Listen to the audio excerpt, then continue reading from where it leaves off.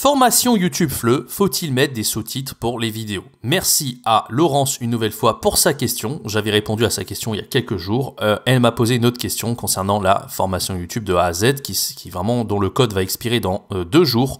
Il reste plus beaucoup de temps pour vous la procurer à ce tarif préférentiel de 300 € offert jusqu'au 14 octobre 2023. Profitez-en, c'est le premier lien dans la description. Alors Laurence me demande, donc déjà elle me dit merci pour ta vidéo explicative dans laquelle j'expliquais en détail la stratégie de la formation. N'hésitez pas à aller la voir si vous ne l'avez pas encore vue. Et elle me dit, une question. Faut-il faire ces vidéos en anglais ou en français ou sous-titrer en anglais, donc sur YouTube, pour attirer des élèves? Merci à Laurence pour cette question. Alors, il faut savoir que c'est assez marrant parce que je me rends compte que là, je commence à répondre à des questions dont je parle dans la formation. En fait, j'ai vraiment tout couvert dans la formation et toutes ces questions-là, j'y réponds vraiment.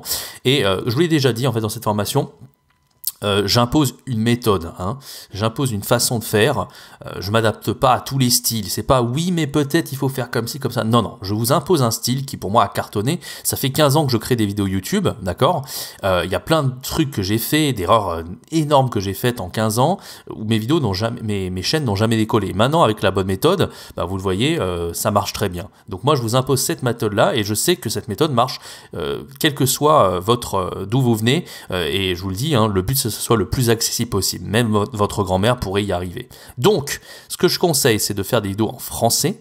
Pourquoi en français? C'est logique, en fait, parce que il y a des chaînes en fait qui ont décidé de faire du contenu uniquement basé sur l'anglais, par exemple comme une française, Learn French with Vincent, j'en parle dans la formation.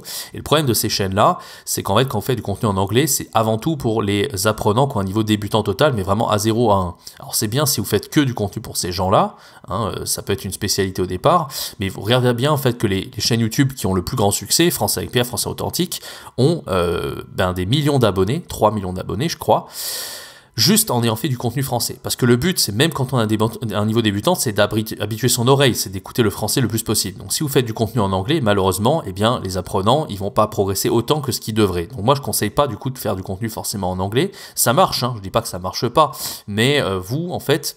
Bon, je parle aussi d'une autre chaîne dans une étude de cas sur la formation, celle de William Waddle, mon premier client dont je vous ai déjà parlé. Lui, il a fait du contenu en anglais, il continue de faire du contenu en anglais. Moi, je pense pas que ce soit éventuellement la meilleure stratégie. C'est bien pour se faire connaître au départ, donc à court terme, c'est peut-être pas mal si vous voulez une niche ou atteindre les débutants. Mais encore une fois, sur le long terme, c'est pas la meilleure idée. Le but, c'est d'évoluer quand même sur le très long terme avec cette chaîne YouTube. Donc, seulement en français, c'est suggéré. Alors après, est-ce qu'il faut mettre les sous-titres? Non, ça je conseille pas forcément de mettre les sous-titres, parce que le problème c'est que vous allez mettre les sous-titres, même si ça se fait très vite, aujourd'hui ça peut se faire en quelques clics pour la vidéo, c'est que ça rajoute des étapes à la production de la vidéo, déjà. Alors il existe des outils très simples pour rajouter des sous-titres. Moi j'utilise par exemple un outil qui s'appelle CapCut, d'ailleurs j'avais fait une vidéo là-dessus, et allez la voir, pour ceux qui s'intéressent, ceux qui veulent mettre des sous-titres sur les vidéos.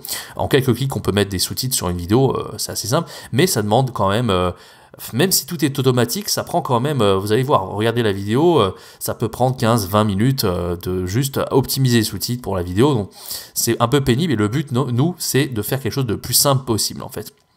Le but, c'est de travailler vite et bien et d'enregistrer plusieurs vidéos en une seule journée et de les programmer sur YouTube. C'est la méthode que je vous montre dans cette formation, que moi, je suis capable d'enregistrer aujourd'hui jusqu'à 20 vidéos en une seule journée. Et franchement, si je m'embête à mettre les sous-titres, je m'embête à enregistrer en anglais ou je ne sais pas quoi, je vais mettre beaucoup plus de temps. Donc, c'est pas le but de se rajouter des tâches difficiles. Le but, c'est de faire le plus simple possible, d'apporter les conseils les plus intéressants possibles et de se faire trouver via la recherche, via le référencement Google, tout simplement.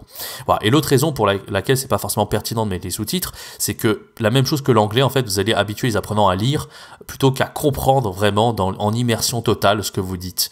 Et bien sûr, il va falloir être pédagogue, il va falloir parler lentement, il va falloir utiliser des mots assez simples, etc.